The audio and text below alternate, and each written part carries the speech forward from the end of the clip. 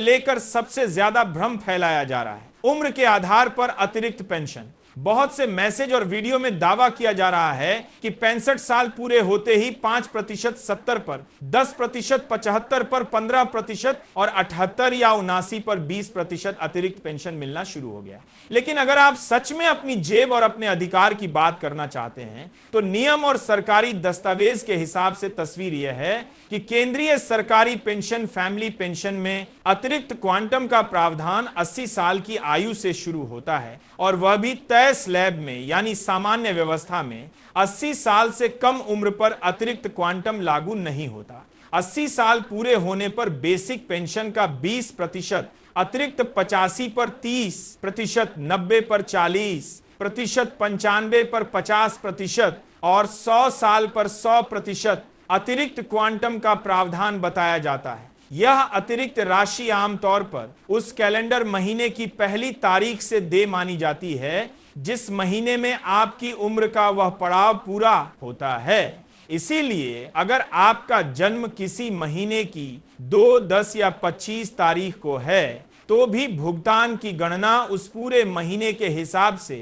महीने की शुरुआत से लागू होने की बात आती है। यही वजह है कि बहुत से लोगों को बैंक पेंशन डिसबर्सिंग ऑफिस की तरफ से अतिरिक्त राशि अगले भुगतान चक्र में जुड़कर दिखती है। अब सवाल उठता है कि फिर 65 से 70-75 वाला फार्मूला कहां से आया। यह एक मांग और आर सिफारिश के रूप में कई बार चर्चाओं में रहा है। कुछ पेंशनर संघ और कुछ समितियों ने इसे सहानुभूति पूर्वक देखने की बात कही है, लेकिन केवल चर्चा या सिफारिश को और लागू आदेश मान लेना भारी गलती है। यदि किसी दिन यह सच में लागू किया जाता है तो उसका साफ सरकारी आदेश अधिसूचना ऑफिस मेमोरेंडम आएगा। उसमें लागू होने की तारीख, पात्रता और भुगतान की प्रक्रिया स्पष्ट होगी। इसीलिए मेरी सलाह है, जो भी दावा सुने सबसे पहले यह देखें कि क्या वास्तव में आधिकारिक आदेश जारी हुआ है या सिर्फ कहा जा रहा है वाली बातें हैं। अब आते हैं दूसरी सबसे बड़ी चर्चा पर, 18 महीने का बकाया डीआर एरियर। कोरोना काल में डीआर की 3 किस्तें रोकी गई थी और उस अवधि का बकाया लंबे समय से चर्चा का विषय है। इंटरनेट पर कई बार यह दावा चलाया जाता है कि अब कैबिनेट ने मंजूरी दे दी,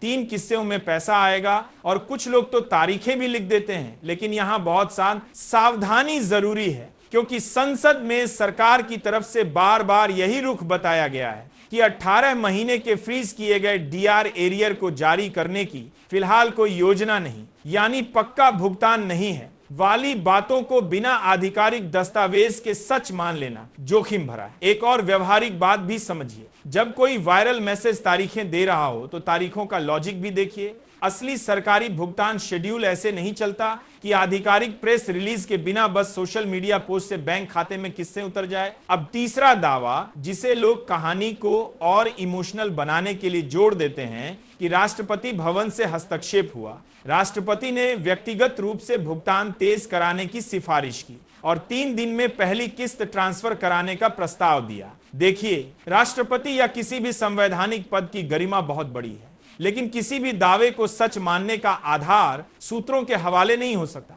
अगर ऐसा कोई औपचारिक निर्देश, सिफारिश या आधिकारिक रिकॉर्ड सार्वजनिक रूप से मौजूद हो तो उसका संदर्भ स्पष्ट होता है। इसलिए इस हिस्से को आपको एक वायरल नैरेटिव की तरह ही देखना चाहिए, ना कि पक्का सरकारी आदेश। भावनात्मक बातें सुनने में अच्छी लगती हैं, लेकिन पेंशन और एरियर का पैसा भावनाओं से नहीं, नियम और आधिकारिक स्वीकृति से आता है। अब बात करते हैं नई पेंशन टेबल, नई पेंशन स्कीम की, क्योंकि यहां पर अलग अलग चीजें आपस में मिक्स होकर गलतफहमी पैदा करती हैं। एक तरफ केंद्रीय कर्मचारियों के लिए यूनिफाइड पेंशन स्कीम जैसी योजनाओं की चर्चा होती है और दूसरी तरफ ईपीएफओ के ईपीएस 99 पेंशनर्स की मांगें चलती हैं। दोनों का ढांचा, नियम और पात्रता अलग अलग होती है, इसलिए इन्हें एक ही टेबल समझना गलत है। केंद्रीय सरकारी कर्मचारियों के संदर्भ में जिस नई व्यवस्था की चर्चा व्यापक रही है उसमें अशोर्ड पेंशन जैसी बात आती है, यानी एक निश्चित न्यूनतम आधार और सेवा अवधि के हिसाब से सुनिश्चित पेंशन।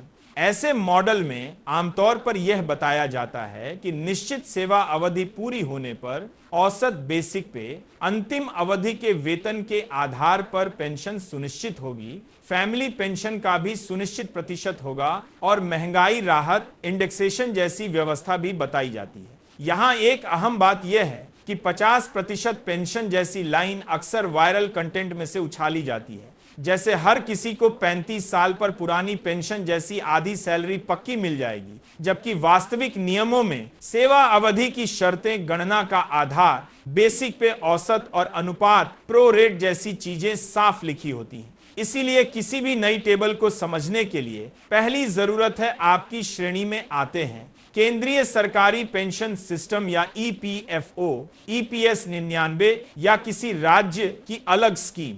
अब ईपीएस 99 की बात करें तो सबसे चर्चित 3 मांगे यही हैं: न्यूनतम पेंशन 7,500 पेंशनर्स के लिए, मुफ्त सुलभ मेडिकल सुविधा और वेतन सीमा वेज सीलिंग 21,000 करने की मांग।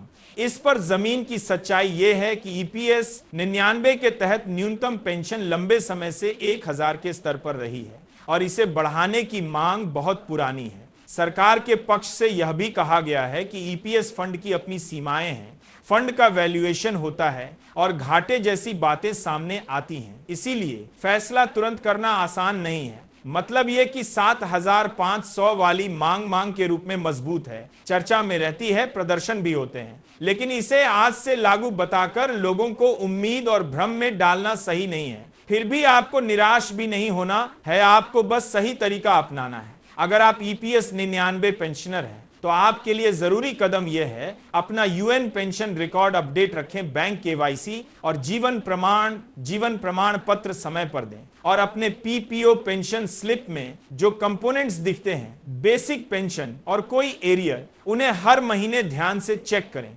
अगर कोई बढ़ोतरी सच में लागू होती है तो वह या तो ईपीएफओ श्रम मंत्रालय पीआईबी के माध्यम से आधिकारिक रूप से आएगी या बैंक पेंशन डिसबर्सिंग चैनल पर उसके निर्देश पहुंचेंगे। बीच के व्हाट्सएप फॉरवर्ड पर भरोसा करके अपने बजट की प्लानिंग करना सबसे बड़ा नुकसान कर सकता है। अब मैं एक सरल सा उदाहरण देकर फर्क समझा देता हूं। मान लीजिए किसी व्यक्ति की बेसिक पेंशन 20,000 है। अगर वह 80 साल की आयु पूरी करता है और नियम के अनुसार 20% अतिरिक्त क्वांटम लागू होता है तो अतिरिक्त 4,000 जुड़ेंगे और बेसिक के ऊपर यह हिस्सा अलग से दिखेगा। लेकिन अगर कोई वायरल मैसेज 65 साल पर 5% लागू बताता है तो वही 20,000 पर 1,000 रुपया बनेंगे। अब सोचिए, अगर वह नियम वास्तव में लागू नहीं है और आप अपने खर्चों का हिसाब 1,000 बढ़ाकर चला रहे हैं तो जब भुगतान नहीं आएगा तो मानसिक तनाव और वित्तीय दबाव दोनों बढ़ेंगे। इसलिए तथ्यों पर टिकना ही समझदारी है।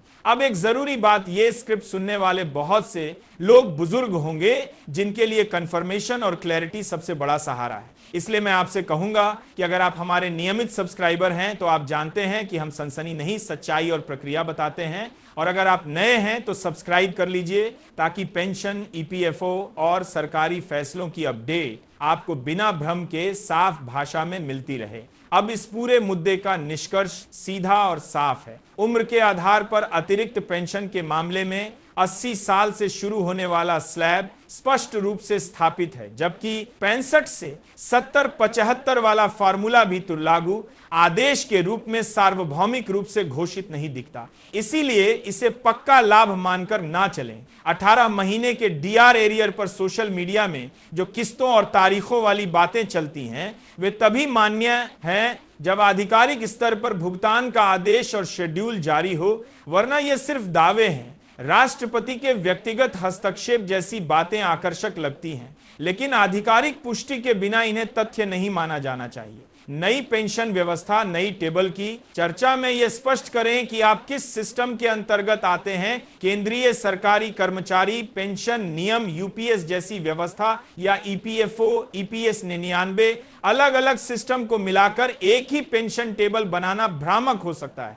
ईपीएस 99 में 7,500 न्यूनतम पेंशन, मेडिकल सुविधा और वेतन सीमा 21 1000 जैसी मांगे महत्वपूर्ण हैं और लंबे समय से उठ रही हैं, पर उन्हें आज से लागू बताकर भ्रम फैलाना गलत है। सही अपडेट वही है जो आधिकारिक रूप से जारी हो। अगर आपको यह तरीका पसंद आ रहा है, दावे नहीं जांची हुई बात, तो इस तरह की अपडेट के लिए चैनल को सब्सक्राइब जरूर करिए और नोटिफिकेशन ऑन रखिए ताकि कोई भी नई सरकारी अधिसूचना आए तो आप तक सबसे पहले सही संदर्भ के साथ पहुंचे। और हां, आप चाहे तो इस जानकारी को अपने परिवार के उन लोगों तक दावे तरह से बात देखते हैं भी पहुंचाइए जो पेंशन पर निर्भर हैं, क्योंकि गलत उम्मीद सबसे ज्यादा नुकसान करती है। आखिर में एक छोटी सी अपील, पेंशन आपकी मेहनत का अधिकार है और अधिकार तभी मजबूत बनता है जब जानकारी सही हो। इसीलिए हर वायरल संदेश पर भरोसा करने से पहले एक कदम रुकिए, आधिकारिक स्रोत देखिए और फिर फैसला कीजिए। अपना ख्याल रखिए, अपने दस्तावेज अपडेट रखिए और अगर आप हमारे सब्सक्राइबर हैं तो आप जानते हैं हम आपको हर जरूरी अपडेट साफ और जिम्मेदारी के साथ देते रहेंगे। धन्यवाद।